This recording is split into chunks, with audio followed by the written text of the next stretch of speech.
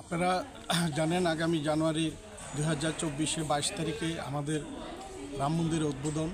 সেই উদ্বোধন উপলক্ষে প্রত্যেকে স্টেটে যে কার্যক্রম আছে আমাদের কেন্দ্রীয় যোজনা অনুযায়ী, সেই অনুযায়ী আমরা অযোধ্যা থেকে অক্ষত যে প্রসাদ পাঠিয়েছে সেই প্রসাদ আমরা প্রত্যেকটা ডিস্ট্রিক্টে আজকে ডিস্ট্রিবিউশন করেছি। 8টা ডিস্ট্রিক্টে আমরা কলসের মধ্যে যে প্রসাদ এসেছে অযোধ্যা থেকে সে আমরা প্রত্যেক ডিস্ট্রিক্টে আমাদের কার্যকর্তারা আজকে নিয়ে গেছেন।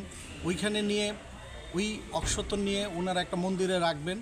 জানুয়ারির 1 তারিখ থেকে 15 তারিখ পর্যন্ত আমাদের প্রত্যেক সনাতনী ফ্যামিলিতে আমাদের কার্যকর্তারা যাবেন, একটা পত্রক এবং অযোধ্যার যে অক্ষত আছে যে প্রসাদ, এই প্রসাদ নিয়ে যাবেন এবং প্রত্যেক বাড়িতে ওনারা নিমন্ত্রণ করবেন যেন 22 তারিখে যে রাম মন্দিরের যে উদ্বোধন সেই উদ্বোধনে যেন ওনারা উপস্থিত থাকেন।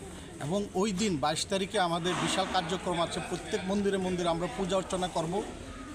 দুপুর 11টার থেকে 2টা পর্যন্ত আমাদের মেইন প্রোগ্রাম যে উদ্বোধনী প্রোগ্রাম, ওইটা প্রত্যেক মন্দিরে আমরা পূজা অর্চনার মাধ্যমে পালন করব। আর সন্ধ্যার সময় প্রত্যেক সনাতনী ফ্যামিলিতে 5টা করে প্রদীপ আমরা জ্বালাবো এবং রামের প্রতি আমরা সমর্পণ করব। আপনার পরিচয়? আমি বিশ্ব হিন্দু পরিষদের ত্রিপুরা উপপ্রান্তের সম্পাদক শঙ্কর রায়।